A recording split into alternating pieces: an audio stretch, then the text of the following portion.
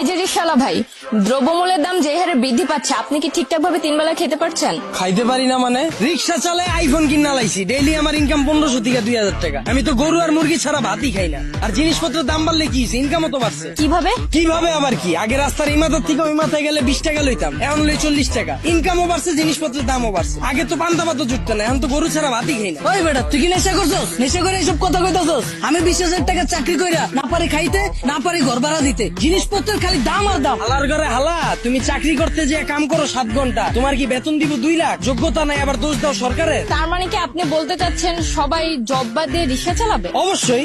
আমি কি কইলাম? আমি তো গরু ছাড়া ভাতই খাই না। আমি সারাদিনে কাম করি 12 ঘন্টা। তা আমি গরু না খাইলে কি হয় গরু খাইবো? ওই বেটা, তুই তো অশিক্ষিত, তুই চাইলে রিক্সা চালাইতে পারবি। আমার ছোট ভাই অনার্স পাস কইরা রাস্তা রাস্তায় ঘুরে চাকরি পায় না, ওই চাইলে কি তোর মতো রিক্সা চালাইতে পারবো? হালার ঘরে হালা, মাস্টার্সের সার্টিফিকেট বাসায় ঝুলাই থুই আইছি, পুরা সে বাসা বানাইছে। তুই এসুস বেটা অনার্স লয়ে। আর শিক্ষিত হইছি কি হইছে? রিক্সা চালাই নাকি খারাপ? আর শিক্ষিত হইছি দেখে কি আমি রিক্সা চালাইতে পারবো না? বাবু মাইনছে কি কইবো? ওই বেটা, তোরা কি মাইনছে বাদ দিয়া যায়? আর হালার ঘরে হালারা, তোরা 2 দিন পর পর নাটক করো, সার্টিফিকেট পুরা এলাস। অনার্স মাস্টার্স পাস করছো টাল্টিবেল্টি করে, চাকরি পাবি কইতে? যারা পাওয়ার হেরা পায়, এরা নিজেরা ওইভাবে তৈরি করে। তোরা 10 লাখ বেকার ঘুরো স্কিল লিগা, সরকারের দোষ দা স্কিল লিগা। তোরা যখন বুঝছস যে তগরে দিয়া পড়ালে হইব না, করতে গেছিস কে জোর করে? ও বুঝছি, সার্টিফিকেটের লেগা না? বিয়ার সময় যেন কইতে পারো যে আমি গ্রাজুয়েট, আমি ইঞ্জিনিয়ার, আমি শিক্ষিত। বন্ডামি বাদ দিয়া তোর বাইরে রিক্সা লয়ে বেরিতে। তার মানে আপনি কি বলতে চাচ্ছেন, আপনি নিজেও অনার্স মাস্টার্স কমপ্লিট করছেন কিন্তু নিজেকে ওইভাবে তৈরি করতে পারেননি, যার কারণে আপনার জব হয়নি? হ্যাঁ অবশ্যই, মিছা কথা কমুকে। আমি নিজের ওইভাবে তৈরি করিনি, আমি জবও পাইনি, আমি রিক্সা চালাই না শুরু করছি। আর এই যে 10 লাখ বেকার ঘুরতেছে,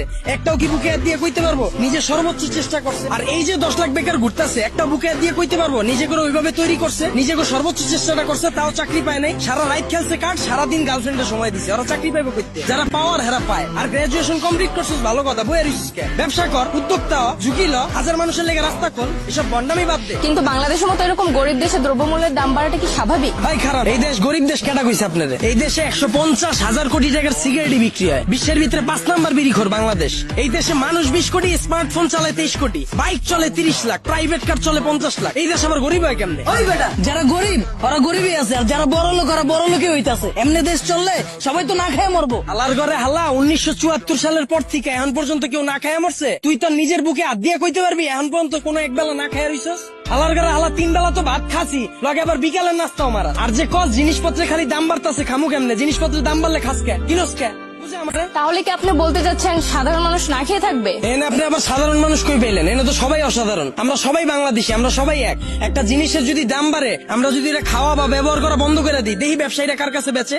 যখনই আমরা খবর পাই কালকে থেকে পেঁয়াজের কেজি 20 টাকা বেড়ে যাবো, ওই দিনে যাই আমরা দোকানে ভিড় করে লাই। তো দোকানদাররা তো আমরা বুঝেই দিতাছি পেঁয়াজের কেজি 20 টাকা হোক আর 2 লাখ টাকা হোক, আমরা কিনা খামুই। যেটা মার্কেটে চাহিদা বেশি থাকবে ওটার দাম তো বাড়বেই। আমরা যদি সিদ্ধান্ত লই আমরা খামু না, ব্যবসায়ীরা বেচবো কার কাছে? আর পৃথিবীর যখন জন্ম হয়েছিল তখন কি এত খাওয়ান দাওয়া ছিল? তখন কি এত বার্গার ছিল, পিজা ছিল? তখন কি মুরগির কালাবুনা ছিল? কে মানুষ শাক পাতা খায় বাচ্চা রইছে না? আর সরকারের দোষ দিয়া লাভ কি? আমরা জনগণ নিজেরাই তো চুতিয়া। একটা জিনিসের দাম বাড়লে আমরা ফ্রিজ ভরা শুরু করে দিই, ফ্রিজ ভরা বন্ধ করলে এমনি সবকিছু ঠিক হয়ে যায়।